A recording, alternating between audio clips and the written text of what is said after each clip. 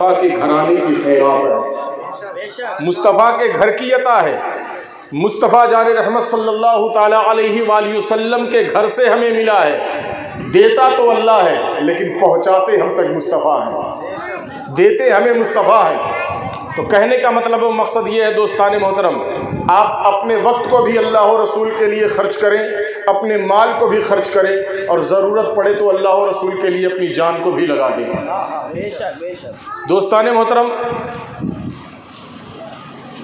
दुनिया में इंसान आता है तो हर इंसान की एक उम्र मुकम्मल होती है, उसके बाद इंसान चला जाता है। कोई दुनिया में हमेशा रहने के लिए नहीं आया, ना मैं ना आप। इस दुनिया में कोई भी हमेशा रहने के लिए नहीं आया। गरीब है उसे भी मरना है, अमीर है उसे भी मरना है, गोरा है उसे भी मरना है, काला है उसे भी मरना है, लंबा है उसे भी मरना है, नाटा है उसे भी मरना है। और बताऊं, जो झोपड़ों में रहता है उसे भी मरना है, जो बिल्डिंगों में रहता है उसे भी मरना है। हर किसी को मरना है। और बताऊं, जो मस्जिदों में रहते हैं उन्हें भी मरना है, जो कभी मस्जिद की शक्ल नहीं देखते उन्हें भी मरना है। हर किसी को मरना है। और एक बात और इसमें जोड़ दूं, कोई अपने घर पे मरता है, कोई रास्ते पर दम तोड़ देता है, कोई अस्पताल में मरता है।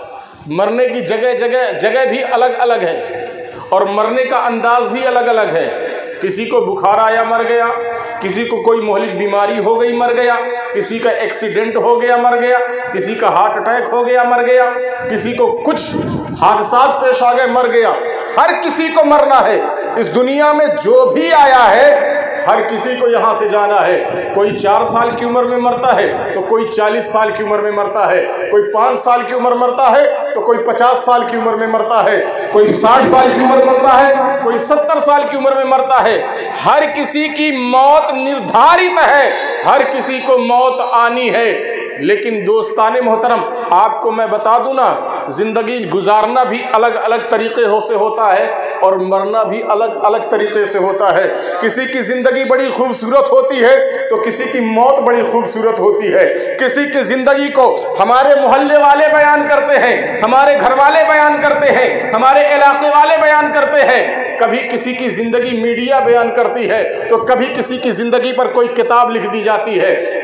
मरना, जिंदा रहना और जिंदगी गुजारना, इसके बयानात होते रहते हैं। हम लोग कहते हैं ना, यार फलाना बड़ी ठाठ से जिंदगी गुजार रहा है, उसकी जिंदगी में कोई दिक्कत नहीं है। हम नाम लेते हैं ना कि फलाने ने बड़ी तरक्की कर ली, यार पहले यहाँ था अब यहाँ पहुँच चुका, पहले एक कमरे में जिंदगी गुजारता था अब एक महल जैसे घर में जिंदगी गुजार रहा है। दोस्ताने मोहतरम, यानी जिंदगी भी अलग अलग होती है तो कह लेने दो, इसी तरह मौत भी अलग अलग होती है, मौत भी अलग अलग होती है। किसी की मौत बयान करने के काबिल नहीं। कोई सिनेमा हॉल में मर जाए तो उसकी मौत पर लोग थू थू करते हैं, कोई पार्क में मर जाए तो उसकी मौत पर लोग थू थू करते हैं, कोई रास्ते पर एक्सीडेंटल मौत हो जाए तो लोग उसके लिए अफसोस करते हैं। नौजवान था बेचारा मर गया, हादसा हो गया मर गया, गाड़ी लड़ गई मर गई। लेकिन दोस्ताने मोहतरम, जो भी मौत हो रही है उसमें सबसे बेहतर मौत, सबसे अच्छी मौत, सबसे शानदार मौत अगर किसी की है तो दोस्ताने मोहतरम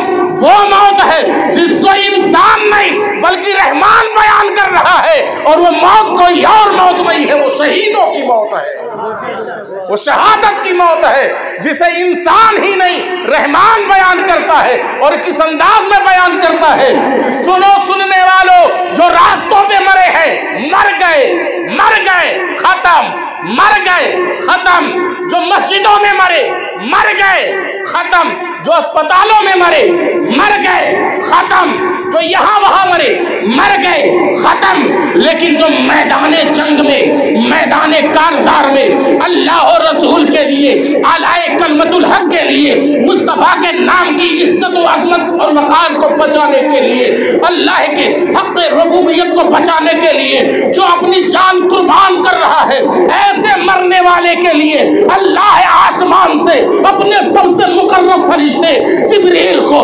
मुस्तफ़ा की बारगाह में भेजता है। ए जिब्रील, ये मरने वाला कोई आम नहीं है,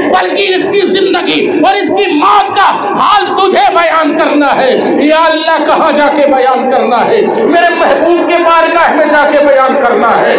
अल्लाहु अकबर कबीरा। उस मौत का मंजर जिब्रील अमीन लेकर मुस्तफा की बारगाह में आते हैं। जमीन कौन सी है? मदीने की सरजमीन है। जगह कौन सी है?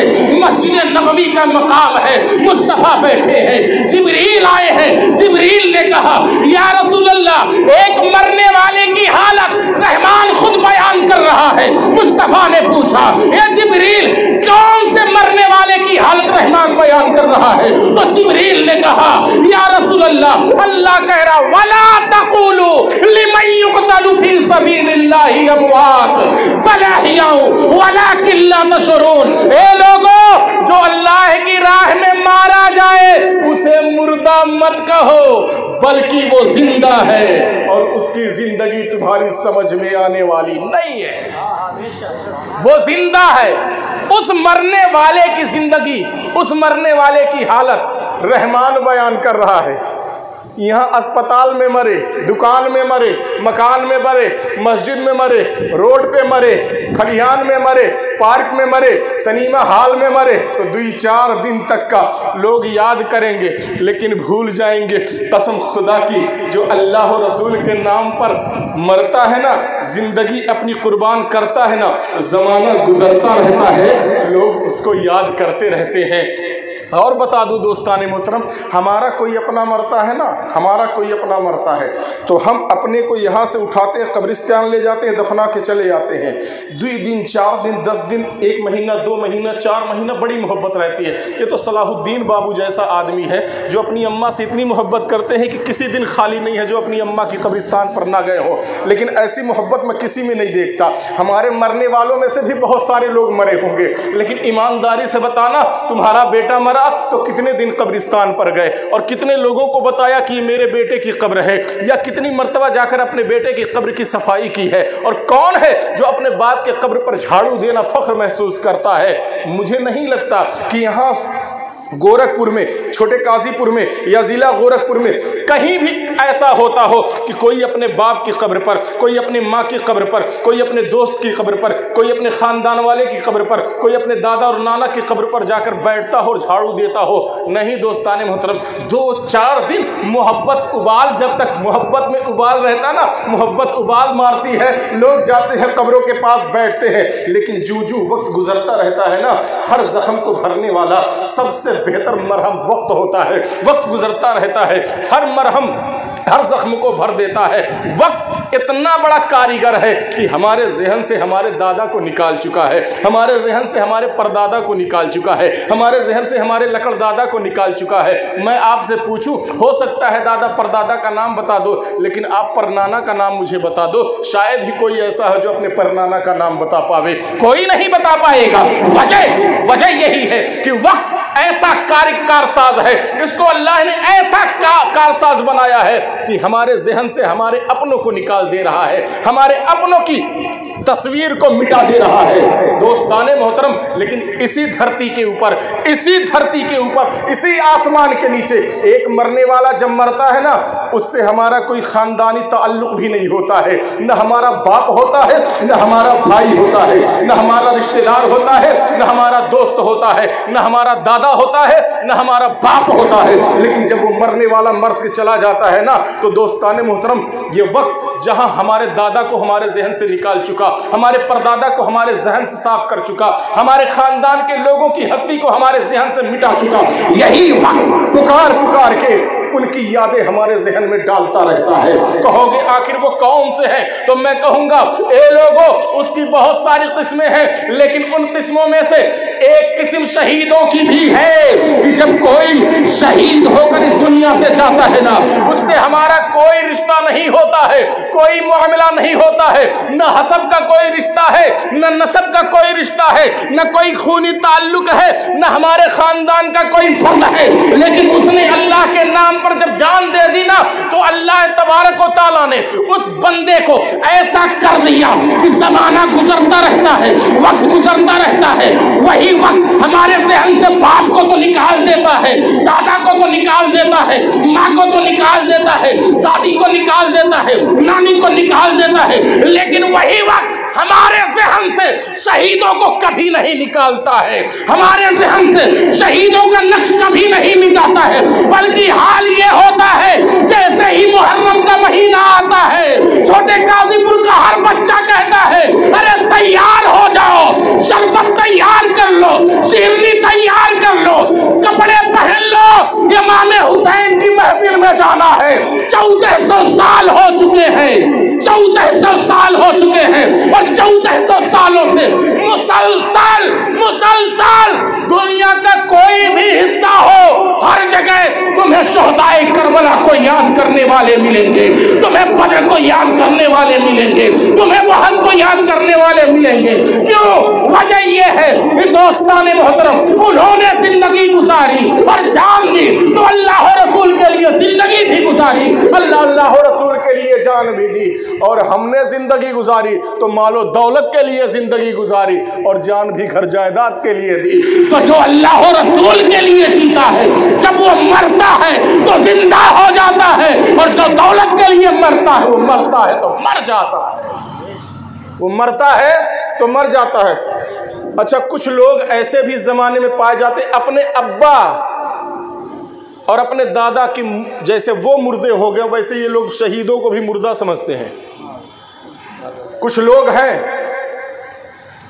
कहते आखिर वो भी मरा ना, वो भी मरा ना। मैंने कहा जब तक कुरान नहीं उतरा था तब तक हम भी यही समझते थे कि वो भी मर गए। मैं शुरू में कह चुका हूं, हर जिंदा रहने वाला एक तरह नहीं होता और हर मरने वाला भी एक तरह नहीं होता, ये बात याद रखिएगा।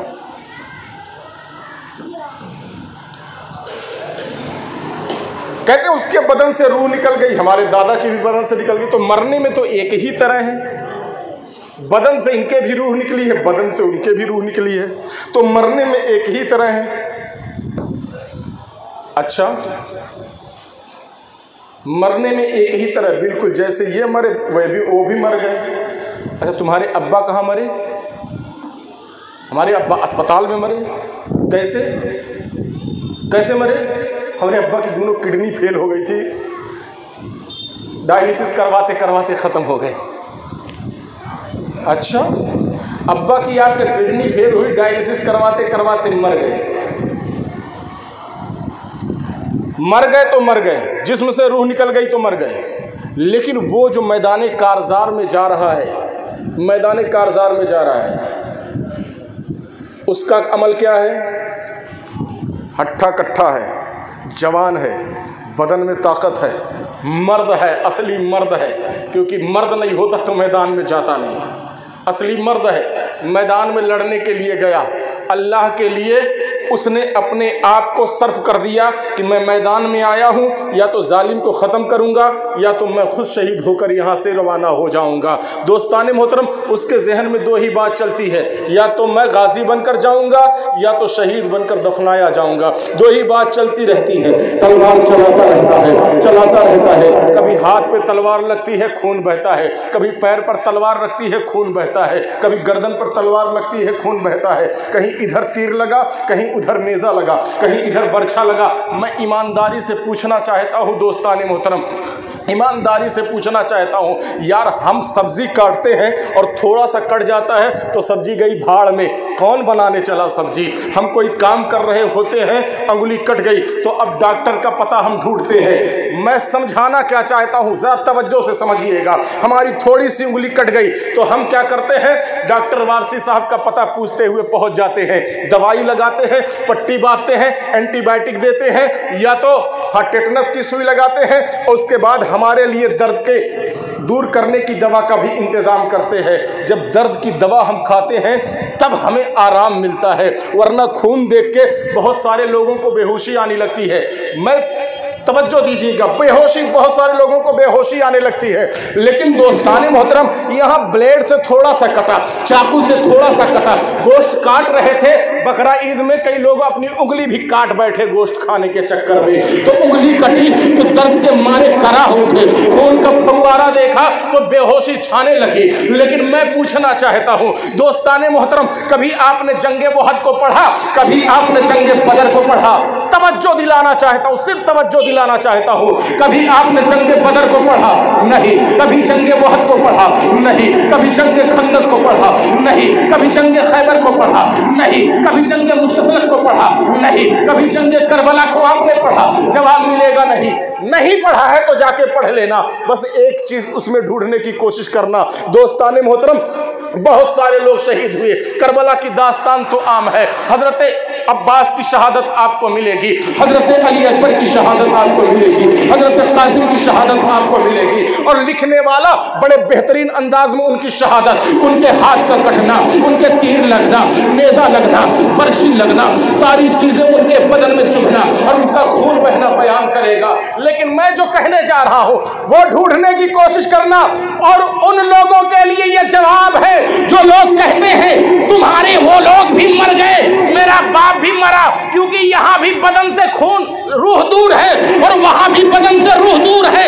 मैं पूछना चाहता हूँ, इधर तेरी उंगली कटी, दर्द से चीख उठा, पूरे घर वाले परेशान हो गए, और सीरत की तारीख के इतिहास की किताब में इतना ढूंढना कि जब अब्बास का बाजू कटा था तो पूछना अब्बास आपको तकलीफ हो रही थी, जब अब्बास अलंबरदार का दूसरा बाजू कटा तो पूछना क्या दर्द हो रहा था? जब हाँ मुसलमानों, कासिम के ऊपर तीरों तलवार की बारिश हो रही थी तो पूछो तारीख के हवाले से, इमाम कासिम ये तो बता दो कि आपको तकलीफ हो रही थी। जंगे बदर में दोस्ताने मोहतरम 14 लोग शहीद हुए थे, सारे शहीदों का नाम किताबों में मौजूद है, किसी को तीर लगा, किसी को तलवार लगी, उस 14 शहीदों के पूरे नाम और उनकी हिस्ट्री मौजूद है। मैं कहता हूँ हिस्ट्री में तलाशना, उन शहीदों से पूछना आपका खून बह रहा था, फटा, कटा, नेजा लगा, तलवार लगा, आपका खून बह रहा था, आप ये तो बताओ क्या आपको तकलीफ हो रही थी? तो वो क्या कहेंगे मैं बताता हूँ, क्योंकि कुरान हदीस पाक में उनके जख्मों और उनके खून बहने और उनके मुसलमानों जख्मी होने को मुस्तफा जाने रहमत सल्लल्लाहु अलैहि वसल्लम ने, जाने कायनात ने, मुस्तफा जाने रहमत ने, वो नबी जब तक वही नहीं होती है तब तक बोलता नहीं है, उस नबी ने जबान खोली और जबान खोलने के बाद मेरे मुस्तफा ने बयान फरमाया, ए लोगों सुनो सुनो, जब कोई मैदान कारजार में जाता है और जंग लड़ता है, उसके बदन में तीरों तलवार लगते रहते हैं, उसका बदन कटता रहता है, तो तुम सोचते होगे कि उसको तकलीफ हो रही है। कसम खुदा की, नबी मदीने से बयान कर रहे हैं, नहीं नहीं, मैदान कारजार में जो लड़ता है उसे तकलीफ बिल्कुल नहीं होती है, और अगर होती भी है तो जिस तरह से आदमी चिंगोटी काटता है अपने बच्चों को, बस उतनी ही तकलीफ एक अल्लाह के नाम पर लड़ने वाले को होती है। तो मैं यहीं से नतीजा दे रहा हूँ, ए मुसलमानों, जब हमारा जख्म, हमारा फटना, हमारा कटना, खून बहना उन जंग में लड़ने वालों की तरह नहीं है, तो हमारी मौत भी उनकी तरह नहीं है। उनका बदन कट रहा है, तकलीफ नहीं हो रही है, और तुम्हारा का बदन कट रहा है तो पूरा मोहल्ला सर पे उठा के नजर आ रहे हो। पता क्या चल गया? वहां मैदान कारजार में जो जख्म खा रहा है, वहां अल्लाह ने उसके लिए मामला दूसरा रखा है, और जो घर में जख्म खा रहा है मामला दूसरा रखा है। जाहिरन देखने में कटना वहां भी है, कटना यहाँ भी है, खून वहां भी है, खून यहाँ भी है, लेकिन दोनों जगह का मामला अल्लाह ने अलग रखा है। तो अब कह लेने दो, अगर वहां के कटने में, यहाँ के कटने में अल्लाह ने मामला अलग रखा है, तो वहां के मरने में और यहाँ के मरने में अल्लाह ने मामला अलग रखा है। अल्लाह ने मामला अलग रखा है। यहाँ जो मरता है मर जाता है, और वहां जो मरता है जी उठता है। वहां जो मरता है जी उठता है। जो वहां मरा उसके मरने का मामला अलग है, अल्लाह ने उसका मामला अलग रखा है। जो यहाँ मरा उसके मरने का मामला अल्लाह ने अलग रखा है। और सबसे बड़ी बात तो ये यारों, सबसे बड़ी बात, सबसे अहम बात ये है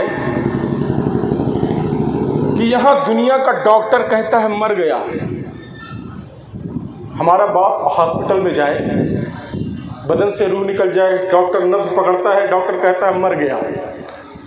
डॉक्टर की बात मानते हैं कि नहीं मानते हैं भाई? मानते हैं कि नहीं मानते आप लोग?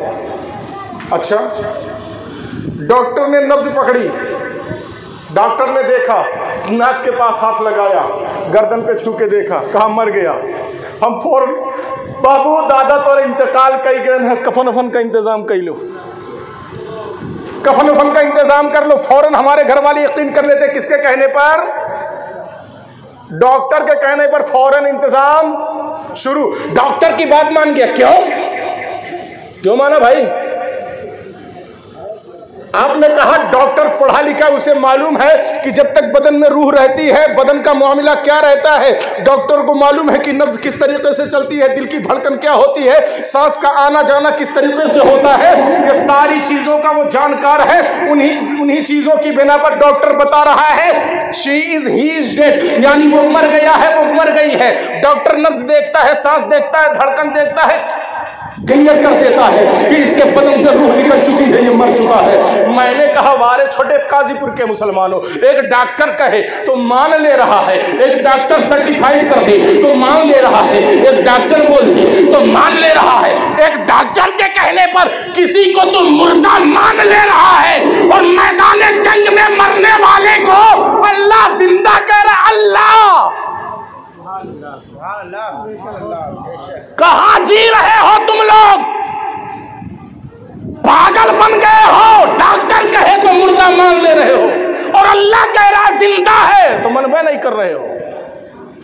ये देखना, जिसका अकीदा कुरान और हदीस के मुताबिक है वो हमारा है, और जिसका अकीदा कुरान और हदीस के मुताबिक नहीं है वो कितना पक्का नमाजी हो, अपनी पेशानी घिस डाला हो, वो हमारा नहीं है। बहर के आओ मौजू की तरफ चलते हैं, थोड़ी देर और बात करते हैं दोस्तान मोहतरम। कहा मर गया, मर गया।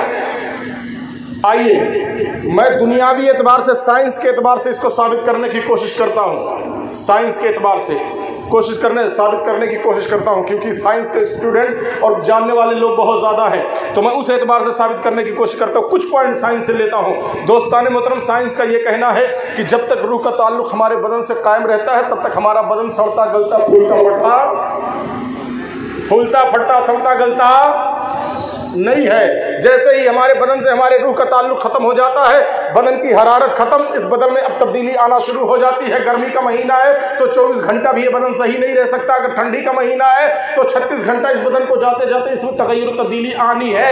इस बदन का फलना फूलना फटना शुरू हो जाता है, इसमें बदबू आनी शुरू हो जाती है, इसकी रंगत तब्दील होने लगती है, इसके मांस में, इसके गोश्त में तब्दीली आनी शुरू हो जाती है, खून के जमाव की बिना पर इसमें सड़न पैदा होनी शुरू हो जाती है। साइंस का कहना है। दोस्तान मोहतरम, मैं आपको बता दूं, एक सवाल किया गया था जिसका जवाब हकीमुल उम्मत मुफ्ती अहमद यार खान अलैहि रहमत और रिजवान ने दिया कि बहुत सारे शहीदों को देखा गया है कि उनका बदन फूटता और सड़ता गलता भी है। तो मुफ्ती अहमद यार खान नईमी ने कहा, अगर कोई ऐसा भी है कि मैदान जंग में मारा गया और हमने देखा कि एलाए कलवतुल हक के लिए गया था और उसका बदन सड़ गया गल गया, तो शहीद है ये नहीं।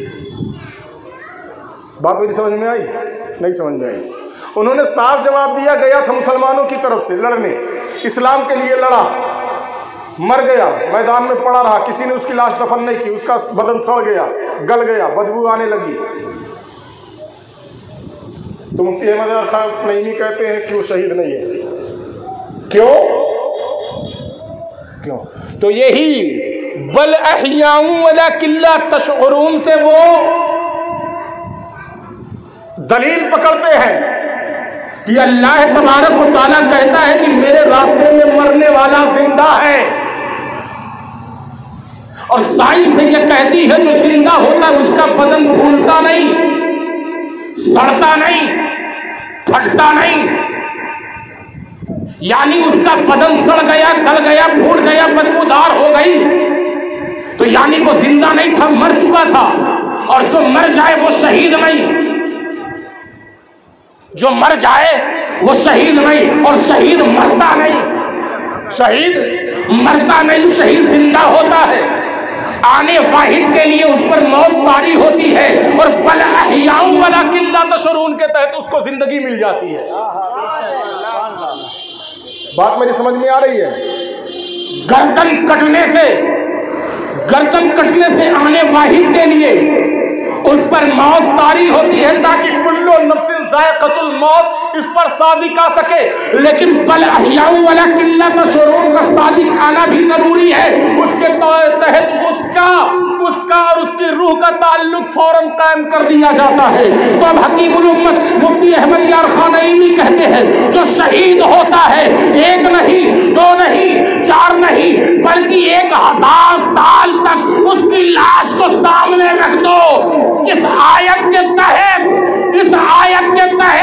जरूरी है उसके लिए कि उसमें तब्दीली वाक़ई ना हो। शहीद का लाशा न कभी गलता है, न सड़ता है, न फूलता है, न फटता है, न बदबूदार होता है।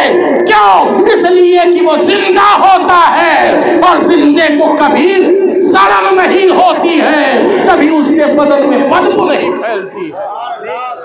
अब आओ दलील देता हूँ एक वाक़े की सूरत में। मैंने दौरान गुफ्तगू बार बार शुहदाए वहद का नाम लिया, बार बार मैंने शुहदाए वहद का नाम लिया। शुहदाए वहद आज भी वहद के मैदान में आराम फरमा है। बहुत सारे लोग हज करने गए होंगे, उम्रा करने गए होंगे, तो उन्होंने वहद के मैदान में हज़रत हमज़ा वगैरह के मज़ार को देखा होगा। देखा है ना आप लोगों ने? कोई गया है? अभी मैं कहता हूँ, जिनके पास मोबाइल है वो मोबाइल पे सर्च मारे शुहदाए वहद के मज़ारात, और देखेंगे एक बाउंड्री है। जब वहाँ जाएंगे, मैं गया, मैं भी देखा, मैंने भी देखा, तो एक बाउंड्री है, और बाउंड्री के अंदर शुहदाए वहद के मज़ारात मौजूद हैं। जो लोग शहीदों की मौत के कायल हैं, ज़रा ध्यान से सुनना, शायद ये बात हज़म ना हो। और शहीदों को कभी मुर्दा मत कहना, कभी मुर्दा नहीं कहना। शहीदों को मुर्दा कहने वाला काफिर हो जाता है। शहीदों को मुर्दा कहने वाला काफिर हो जाता है, क्योंकि जो वला तक़ूलू है ना, वला तक़ूलू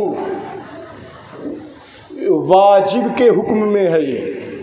ये हम लोग नहीं जानेंगे। ये फार्मूला अरबी ग्रामर का ऐसा है कि जहाँ इस तरीके के हुक्म देने वाले मामले आते हैं, तो उसमें कुछ फ़र्ज़ के हुक्म में होता है, कोई वजूब के हुक्म में होता है, कोई सुन्नत के हुक्म में होता है, कोई इस्तेहबाब के हुक्म में होता है। और जो इसके माहिरीन होते हैं अरबी ग्रामर के, वो इसको निकाल लेते हैं कि अल्लाह ने कहा फ़र्ज़ के हुक्म में हुक्म दिया है, कहाँ वजूब के हुक्म में हुक्म दिया है, कहाँ सुन्नत में दिया है, कहाँ मुस्तहब में दिया है, वो निकाल लेते हैं। तो इस आयत करीमा को डिक्शनरी ग्रामर के एतबार से हल करते हुए मुफ्ती अहमद यार खान नईमी तफसीर नईमी के जिल्द 3 में, जिल्द 2 में, दूसरी जिल्द में तहरीर फरमाते वला तक़ूलू का मामला वला तक़ूलू सलासा की तरह है। यानी अल्लाह तबारक व तआला ने कहा कि तुम लोग 3 खुदाओं को मत कहो कि 3 खुदा, मत कहो कि 3 खुदा हैं, मत कहो कि 3, वहाँ भी वला तक़ूलू ही है कि मत कहो कि 3 खुदा है। इसी तरह वला तक़ूलू लिमन युक़्तलू फ़ी सबीलिल्लाह, यहाँ भी वला तक़ूलू ही है। तो जो वहाँ का हुक्म है वो यहाँ का भी हुक्म है। जो 3 खुदा कहे वो भी काफिर है, जो शहीदों को मुर्दा कहे वो भी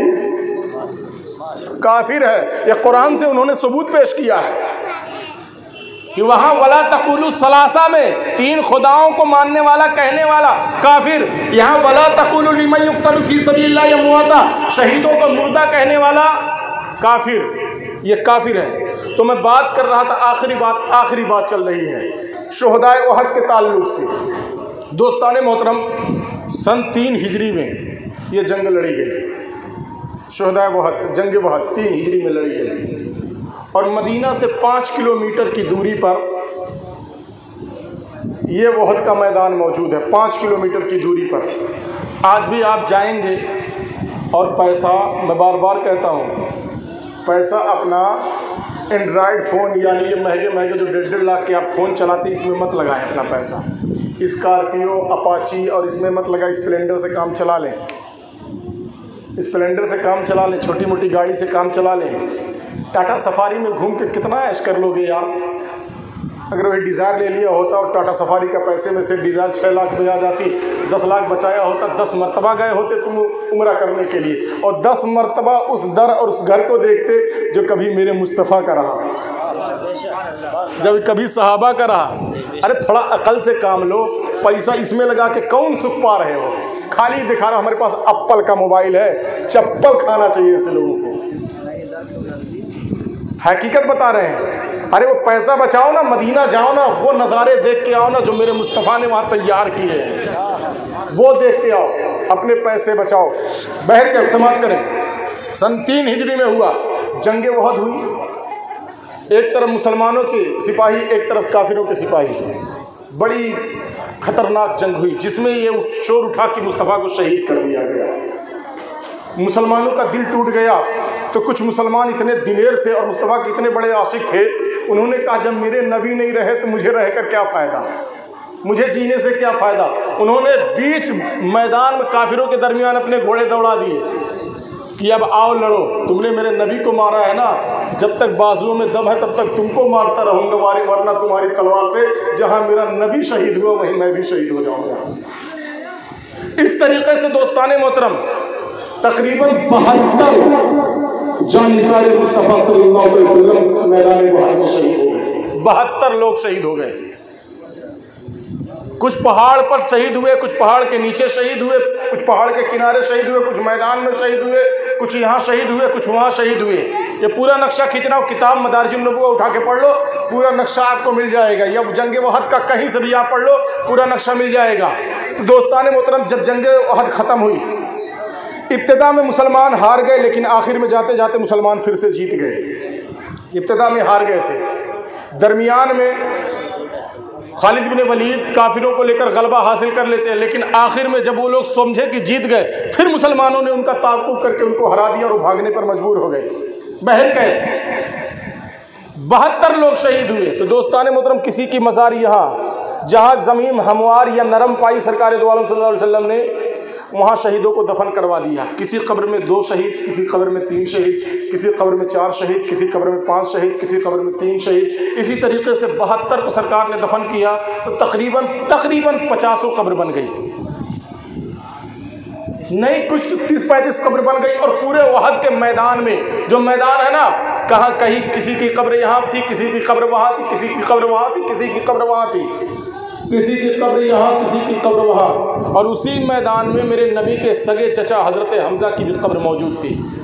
अब हम जब बरेलवी जाते थे, सुन्नी जाते थे, तो हमारी तो खुशी का ठिकाना नहीं रहता था।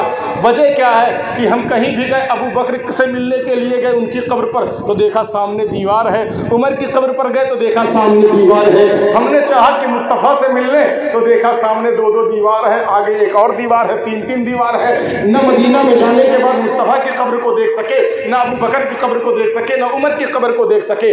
और मुसलमानों, हमने सोचा कि और सहाबा की कब्र देखें, तो हमने देखा, क्या देखा, जुल्म सितम का हाल ये हो गया है। जुल्म सितम का हाल ये हो गया है कि नजदी बदमाशों ने, हरामखोरों ने सहाबा की कब्रों पर बुलडोजर चला के सिर्फ छोटे छोटे पत्थर रख दिए थे। उनकी कब्र भी बर्बाद कर दी थी, बराबर कर दिया था। उनकी कब्रों का भी निशान नहीं। हम मायूस होकर मस्जिद नबवी से भी निकले कि नबी की कब्र की ज़ियारत ना हो सकी। जन्नतुल बकी से भी मायूस होकर निकले कि हम कब्र की ज़ियारत ना हो सकी। लेकिन दोस्ताने मोहतरम, लेकिन ओहद की कब्रों को इन्होंने मिस्मार नहीं किया था, वहाँ की कब्र बदस्तूर बाकी थी। जरा ध्यान से सुनिएगा, बड़ी प्यारी बात है। हाल ये था मुसलमानों, जो मायूस निकले थे मस्जिद नबवी से कि नबी अबू बकर उमर के कब्र की ज़ियारत ना हो सकी, जो मायूस निकले थे जन्नत बकी से, मुस्तफ़ा के रोज़े से और जन्नत बकी से, कि मुस्तफ़ा और उनके चहेतों की ज़ियारत ना हो सकी, उनके दिल की कली खिल उठती थी मैदान वहद में पहुंचने के बाद। क्योंकि कहीं नबी के चचा की मज़ार मौजूद थी, कहीं नबी के चहेतों की मज़ार मौजूद थी, कहीं हज़रत हमज़ा की मज़ार मौजूद है,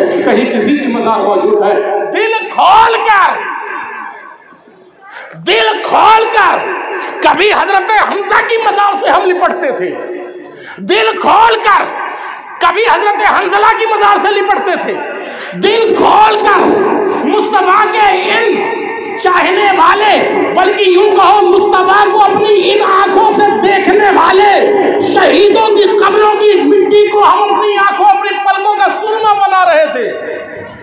नजदियों को बर्दाश्त नहीं हुआ, बर्दाश्त नहीं हुआ उनको। हम अमीर हमजा की कब्र पर कलेजा उनका फट रहा था।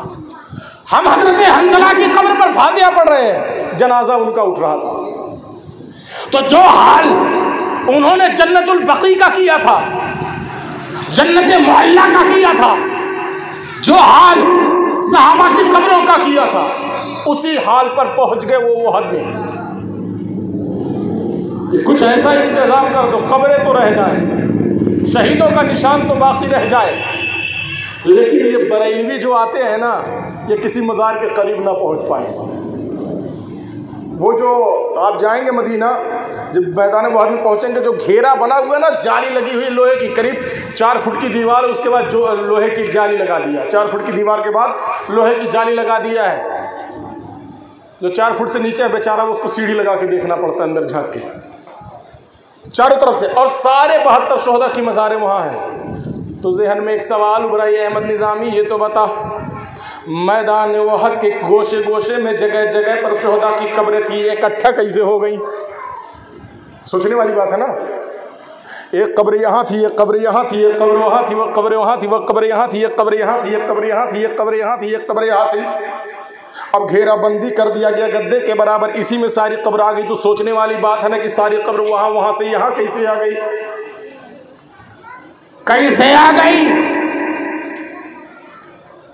तो प्लानिंग के तहत नजद की हुकूमत ने शोहदाए वहद की कब्रों को मुंतकिल करने का मंसूबा बनाया कि जो वहद के मैदान में तमाम सहाबा कहीं यहाँ, कहीं यहाँ, कहीं यहाँ, कहीं यहाँ, कहीं यहाँ, कहीं यहाँ आए, इन तमाम शहीदों की लाशों को एक जगह इकट्ठा कर दिया जाए। तो दोस्ताने मोहतरम, लाशों को इकट्ठा करने के लिए कब्रों का खोदना, कब्रों का खोलना जरूरी था। छोटे काजीपुर के सुन्नी सहीहुल अकीदा मुसलमानों, तुम्हें ये कोई नहीं बताएगा, लेकिन मैं आपका भाई और हकीकत से नकाब उलटने वाला एक ऐसा आलिम जो हमेशा आपकी भलाई चाहता हूँ, मैं आपके सामने हकीकत पेश कर रहा हूँ। नजदी हुकूमत में पारित हुआ कि इनकी कब्रों को खोला जाए और तमाम शहीदों की, लफ्ज सुनना, जुमला एक एक लफ्ज याद रहे, शहीदों की लाशों को निकाल कर एक घेरे के अंदर दफन कर दिया जाए। बात मेरी सुन रहे हैं ना? समझ में आ रही मेरा? क्या पारित हुआ, क्या कानून? कि शहीदों की लाशों को निकाल कर इस घेरे के अंदर दफन कर दिया जाए।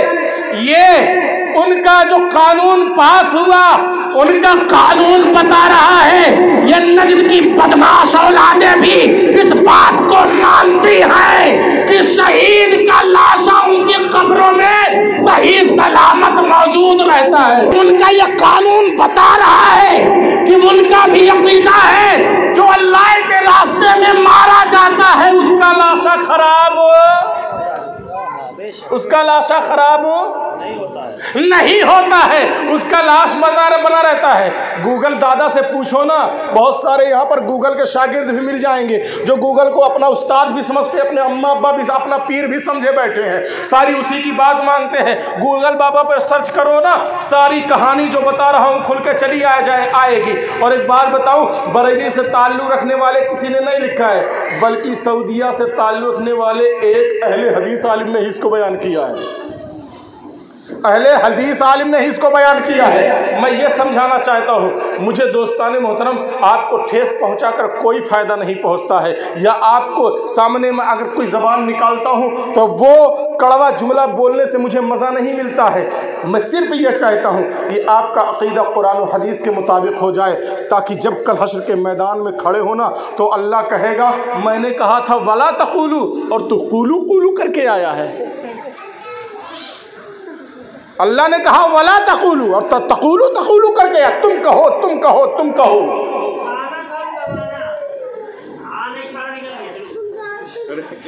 अल्लाह ने कहा वला तक़ूलू, तो इसीलिए मैं कहता हूँ नेट खोलो और पढ़ लो दोस्तान मोहतरम। जानते हो, मैं आपको ईमानदारी से बताता हूँ, उनका जब ये कानून पारित हो गया, पास हो गया, तो तमाम अमले के साथ ये नजरी हुकूमत वहद के मैदान में पहुंची।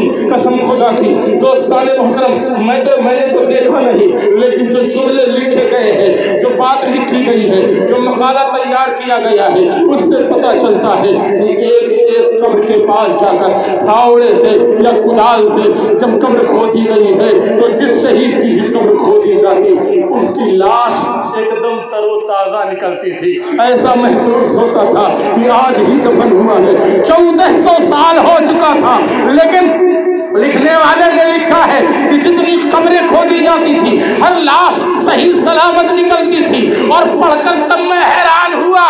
क्यों? वजह क्या थी हैरानी की? हैरानी की वजह ये थी, लिखने वाले ने यहाँ तक लिखा कि उसी लाशे में मेरे नबी के चचा हजरत हमजा की भी लाश मौजूद थी। लिखने वाले ने कहा, मैं ये देखकर हैरान हुआ कि हजरत हमजा को जो कफन दिया गया था, वो कफन उनके कद के बराबर नहीं था। सर ढका जाता था तो पैर खुल जाता था, और पैर ढका जाता था तो सर खुल जाता था।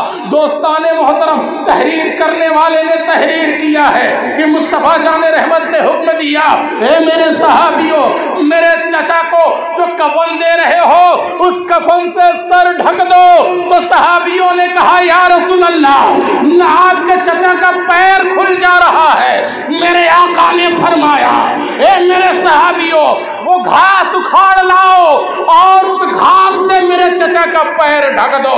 लिखने वाला रावी लिखता है, तहरीर करने वाला तहरीर कर रहा है। जब 1400 साल बाद नबी के चचा का कब्र खोली गई और नबी के चचा का लाशा निकाला गया, तो हम देख कर ये हैरान थे कि नबी के चचा के कदमों पर जो घास पड़ी हुई थी, 1400 साल हो जाने के बाद वो घास भी हरी भरी नजर आ रही थी।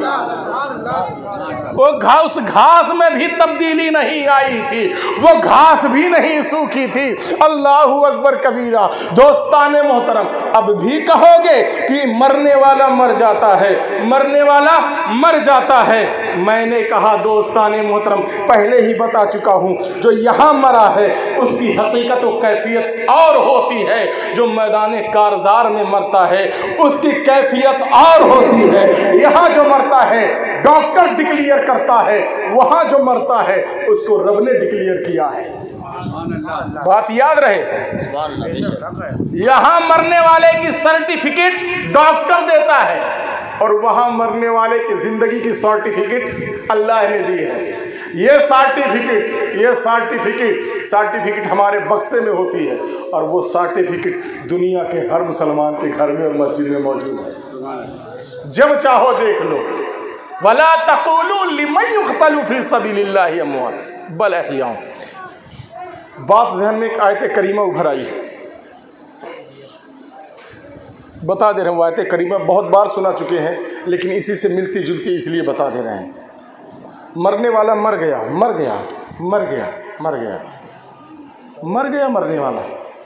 अच्छा, कब तक मरा रहेगा वो? बताइए भाई, कब तक मरा रहेगा? है टू इंजीनियर मिर्चा मोहम्मद अली जहन्नमी कैसे, मैं जहलमी लिखता है ना, जहन्नमी मैं कहता हूँ। ये जो पेश है ना लाम का, वो लाम के बीच में से थोड़ा सा निकाल दो तो अपने आप नू का नुक्ता बन जाता है। वो क्या बन जाता है? नू का नुक्ता। जहलमी से सीधे जहन्नमी हो जाता है वो, क्योंकि उसका रास्ता वहीं से वहाँ तक है। आओ मैं बताता हूँ। उसने कहा जो एक मर्तबा मर गया दोबारा जिंदा नहीं हो सकता। सरासर कुरान के खिलाफ बोला उसने, सरासर कुरान के खिलाफ। और हमारी आवाम उसको मान भी लेती है। कहते हैं वो तो खाली कुरान और हदीस से बात करता है, कुरान और हदीस से बात नहीं करता है। हमारा यार, कुरान और हदीस तो लौहे महफूज का एक हिस्सा है। एक बात बताता हूँ, सिंपल सी बात बताता हूँ। कुरान और हदीस लौहे महफूज का एक, तवज्जो थोड़ी सी, बस 5 मिनट और चलेगी गुफ्तगू। लौहे महफूज का एक हिस्सा है, लेकिन इस एतबार से हिस्सा है कि लौहे महफूज का हर निचोड़ कुरान मजीद के नुस्खे में रख दिया गया है, समेट दिया गया है। मैं आपको बताऊं, हम तो कुरान मजीद देखते हैं, ये इब्लिसवा ना किसी चीज़ को पढ़ता था, इस्तिदलाल करता था डायरेक्ट लौहे महफूज देख के। अबे लौहे महफूज पे पढ़ने वाला जब काफिर हो सकता है वो काना मिनल काफिरीन। बात समझ रहे हैं ना? जब सीधा लौहे महफूज पढ़ने वाला और लौहे महफूज में देख देख कर फरिश्तों को पढ़ाने वाला वो काफिर हो सकता है। अल्लाह फरमाता है वकाना मिनल अबा वस्तकबरा वकाना मिनल काफिरीन। लौहे महफूज पे पढ़ने वाला, तो ये कुरान में पढ़ने वाला काफिर क्यों नहीं हो सकता है? युज़िल्लु बिही कसीरा व यहदी बिही कसीरा। इसी कुरान से अल्लाह बहुतों को गुमराह करता है, बहुतों को हिदायत दे देता है। आखिरी बात, सवाल ये है कि मरने वाला मरता है तो कब तक मरा रहता है? कब तक? क्या इसका जवाब भी कुरान पाक में है? और कुरान पाक हमारे नबी का मोजज़ा है, जो आज भी नबी का मोजज़ा अपने अंदर वो बातें समेटे हुए है कि कोई किसी को कलमा पढ़ाए या ना पढ़ाए, हज़ारों काफिरों को ये कुरान खुद ब खुद कलमा पढ़ा देता है। हज़ारों काफिर इस कुरान को पढ़ पढ़ कर मुसलमान हो रहे हैं। दोस्तान मोहतरम, कुरान से पूछो, ये कुरान ये बता कि मरने वाला कब तक मरा रहता है?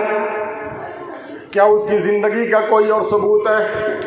तो आओ मैं बताता हूँ। दोस्तान मोहतरम, कुरान पाक का पहला पारा सूरह बकरा शरीफ, अल्लाह तबारक व तआला खुद के इनकार करने वालों को, अल्लाह को भूल जाने वालों को, अल्लाह की तकफीर करने वालों को चैलेंज करते हुए अल्लाह इरशाद फरमाता है कैफ़ तकफुरूना बिल्लाहि व कुंतुम अमवाता। अल्लाह इरशाद फरमाता है, ए लोगों, ए काफिरों, तुम मेरा कैसे इनकार करते हो? तुम मुर्दा थे। अब यहाँ मुर्दा कह के अल्लाह तबारक व तआला ने नहीं मुराद लिया, यानी तुम नहीं थे। अल्लाह फरमाता है फिर मैंने तुम्हें जिंदा किया, यानी मैंने तुम्हें पैदा किया। या अहयाकुम जिंदा करने के माना को बयान करते हुए अल्लाह तबारक व तआला विलादत खल्क माना ले रहा है कि मैंने तुम्हें पैदा किया। अल्लाह तबारक व तआला इरशाद फरमाता है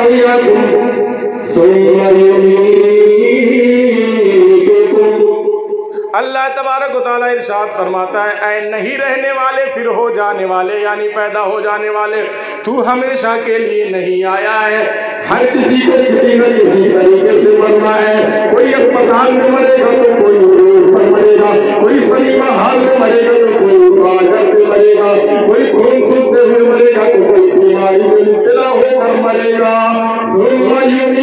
अल्लाह फरमाता है तुम्हें मरना है, यानी मैं तुम्हें फिर मार दूंगा।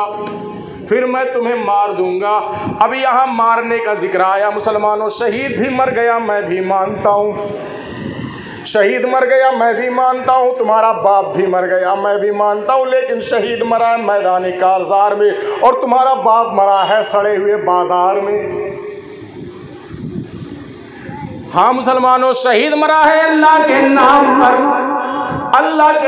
पर शहीद मरा है, शहीद मरा है, अल्लाह की मोहब्बत में शहीद मरा है। हमारे बाप दादा मरे हैं दौलत की मोहब्बत में।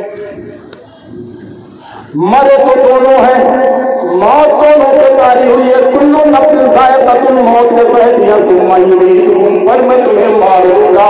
इसके तहत हर किसी को मौत आ गई, लेकिन आओ आगे अल्लाह इरशाद फरमाता है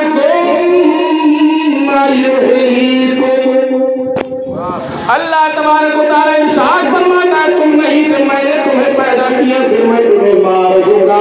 फिर अल्लाह फरमाता है मैं तुम्हें फिर जिंदा कर दूंगा। क्या फरमाया अल्लाह ने? ये कहा है कुरान पाक पहला पारा सूरह बकरा शरीफ, फिर मैं तुम्हें जिंदा कर दूंगा। यहाँ न टाइम न लिमिट न लिमिटेशन किसी चीज के बारे में अल्लाह तबारक व तआला ने नहीं बयान फरमाया। ये मरने वालों मैं तुम्हें कब जिंदा करूंगा, तुम्हारी जिंदगी फला वक्त में लौटेगी या तुम फला वक्त में जिंदा हो जाओगे। बस अहमद निजामी की कुरान और हदीस की रोशनी में आखिरी बात सुन लो, बात समझ में आ जाएगी। हाँ मुसलमानों, मरने वाले को जब जिंदगी की जरूरत हुई या दुनिया को जिंदगी की जरूरत हुई, अल्लाह तबारक व तआला ने मरने वाले को जिंदा कर दिया। और इसी कुरान पाक में आपको, इसी सूरह बकरा में आपको आगे लेके चलता हो। हजरत मूसा अलैहिस्सलातो तस्लीम के ज़माने का वाक़या बयान करते हुए अल्लाह तबारक व तआला इरशाद फरमाता है, अल्लाह तबारक व तआला इरशाद फरमाता है, कुरान पाक का पहला पारा है, हाँ मुसलमानों, कुरान पाक का पहला पारा सूरह बकरा शरीफ, अल्लाह तबारक व तआला कुरान पाक के पहले पारे में इरशाद फरमाता है, ए लोगो, जब तुमने अपने में से एक आदमी का कत्ल कर दिया था और मूसा के पास तुम, हाँ मुसलमानों, सवाल लेकर गए थे कि इसका कातिल कौन है। सूरह बकरा पढ़ना तो दोस्ताने मोहतरम नबूवत की बात आ गई थी। सवाल पैगंबर से हो गया था, सवाल नबी से हो गया था, तो वहां पर जवाब देना जरूरी था। मरने वाले का लाशा पड़ा हुआ था, गर्दन कटी हुई थी, खून बह चुका था, रूह उसके जिस्म से निकल चुकी थी। दोस्ताने मोहतरम, कुरान से तवज्जो दिलाना चाहता हूँ। जो लोग कहते हैं मरने वाला फौरन जिंदा नहीं हो सकता, अबे जबान सवाल के बाद का ये अकीदा कुरान के खिलाफ है। जब जब जरूरत पड़ती है अल्लाह तबारक व तआला सब मुर्दे को जिंदा कर देता है। जिसके साथ अल्लाह चाहे जो मामला करे, अल्लाह की कुदरत को मानना यही मोहब्बत है। अपनी अदावत मत दिखाओ और मरने वाले को मुर्दा मत समझ, बल्कि अल्लाह जब से चाहता है जिंदा कर देता है। मूसा अलैहिस्सलातो तस्लीम के पास आए, मुर्दा सामने पड़ा हुआ है। घर वालों ने कहा हमें इसके कातिल का पता चाहिए कि इसका कत्ल किसने किया है, क्योंकि रात में अंधेरे में अकेली जगह पर उसका कत्ल किया गया था, इसलिए कत्ल करने वाले के बारे में कोई नहीं जानता था। मूसा अलैहिस्सलातो तस्लीम ने रब से बात की, कलीम थे ही, अल्लाह से बात की। अल्लाह ने कहा एक जानवर ज़िबा कर दो और उस जानवर का गोश्त मारो, ये मुर्दा जिंदा हो जाएगा। क्या हो जाएगा? कब क्या हो जाएगा? क्या हो जाएगा? जिंदा हो जाएगा भाई। क्या हो जाएगा? जिंदा हो जाएगा। यहाँ तो बहुत सारे अहले हदीस उर्फ खबीस कहते हैं कि मरने के बाद कोई जिंदा नहीं हो सकता। कहते मरने के बाद कोई जिंदा नहीं हो सकता। अल्लाह कहता है ए मूसा, उस जानवर का गोश्त मारो, जिंदा हो जाएगा। तो क्या जिंदा हुआ था? जिंदा हुआ था। कुरान पाक है, कुरान पाक पहला पारा खोल के दीजिए, उसकी आयत, अगली आयत जहाँ पर ज़िंदगी का बात, अल्लाह ने ज़िंदगी की बात की है ना, कसम खुदा की ईमान ताज़ा करने वाला सेंटेंस, वहाँ पर अल्लाह ने जुमला इस्तेमाल किया, जो वाक्य इस्तेमाल हुआ ना, ईमान को ताज़ा करने वाला जुमला है, ईमान को ताज़ा करने वाला जुमला। लेकिन का जाने अरबी ग्रामर, का जाने अरबी पढ़ने का तरीक़ा। कुरान पढ़ने के लिए जब तक मुस्तफ़ा के आशिकों की नज़र नहीं होगी ना, कुरान से हिदायत नहीं मिल सकती है। कुरान से हिदायत नहीं मिल सकती है। कुरान से हिदायत चाहिए तो मुस्तफ़ा के आशिकों की नज़र चाहिए आपको। दोस्तान मोहतरम, मुर्दा ज़िंदा करना है कि किसको? अल्लाह को ज़िंदा करना है। और अल्लाह ने क्या कहा? मूसा कहो एक जानवर ज़िबा करें। अच्छा, अल्लाह चाहता तो जिंदा नहीं कर सकता था? ये जानवर बीच में लाने की क्या ज़रूरत है? क्योंकि अल्लाह जानता था एक वक्त ऐसा आएगा कि बहुत सारे लोग मेरे गौसे आज़म, मेरे दस्तगीर, मेरे अब्दुल कादिर, मेरे बंदे के मुर्दे को ज़िंदा करने के शिर्क ठहराएंगे, शिर्क ठहराएंगे। इसीलिए कहा वो तो मेरा बंदा है, जानवर के मुर्दा गोश्त से भी मैं मुर्दा ज़िंदा कर सकता हूँ। आओ आयत करीमा देखते हैं, आयत करीमा देखते हैं।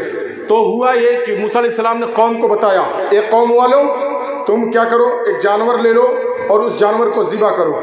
जानवर को ज़िबा करने के बाद तुम उसका गोश्त उठाओ और मुर्दे के बदन पर मार दो। तो उन्होंने क्या किया? जानवर ज़िबा किया।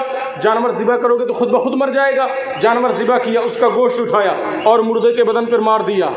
मुर्दे के बदन पर मारा तो क्या हुआ? यहाँ आयत करीमा में आप ज़रा देखें, अल्लाह तबारक व तआला फरमाता फकुल नदरिबू बिबादिहा, तो हमने उससे कहा कि उस जानवर के गोश्त का बाज़ टुकड़ा मुर्दे के बदन पे मारो। बिबादिहा कज़ालिका युहिल्लाहुल मौता, अल्लाह तबारक व तआला फरमाता है मैं यूं ही मुर्दे जिंदा करता हूँ। क्या है अल्लाह ने क्या फरमाया? मैं यूं ही मुर्दे जिंदा करता हूँ, युहिल अल्लाह ने यहाँ अल्लाह तबारक व तआला ने जो लफ्ज जो सेंटेंस अल्लाह ने इस्तेमाल किया है उसको मुजारे कहते हैं। मुजारे का जहां इस्तेमाल होता है मैं आपको बता दूं अरबी ग्रामर के एतबार से वहां पर हाल भी मुराद होता है यानी प्रेजेंट भी मुराद होता है और फ्यूचर भी मुराद होता है। क्या होता है? प्रेजेंट भी मुराद होता है, फ्यूचर भी मुराद होता है। और अल्लाह तबारक व तआला ने यहाँ फरमाया कज़ालिका युहिल्लाहुल मौत व युरीकुम आयातिही लअल्लकुम तत्तक़ून लअल्लकुम ताक़िलून। अल्लाह तबारक व तआला यूं ही अक्ल वालों को अपनी निशानियां दिखाता है ताकि क्या कहा अक्ल वालों को, ताकि ये लोगों कभी ये मुर्दा देख कर नहीं कहना कि मुर्दा जिंदा नहीं हो सकता। ये रब की कुदरत पर चैलेंज है। जिस तरह मूसा के इस बंदे को रब ने जिंदा कर दिया उसी तरह अल्लाह जब चाहे मुर्दे जिला सकता है। अल्लाह जब चाहे मुर्दे जिला सकता है। सुम्मा युहयिकुम, फिर मैं तुम्हें जिंदा करूंगा। अल्लाह कह रहा है। कोई टाइम लिमिट या लिमिटेशन या टाइमिंग की बात अल्लाह ने नहीं की। तो सुनो मेरा इस्तिदलाल जो कुरान और हदीस से है वो इस्तिदलाल है। ये दौलत के पुजारी जब मरते हैं तो इनका जिंदा होना कयामत में होगा। और जो मोहब्बत में, रब की मोहब्बत में, शरीयत की मोहब्बत में और मुस्तफा की मोहब्बत में मरता है वो एक आने वाहिद के लिए मरता है और अल्लाह उसे फौरन जिंदगी इनायत कर देता है। क्योंकि सुम्मा युहयिकुम बता रहा है कि दोबारा जिंदा होना है, यानी कोई मुर्दा नहीं, दोबारा जिंदा होना है। किसी की जिंदगी लौट कर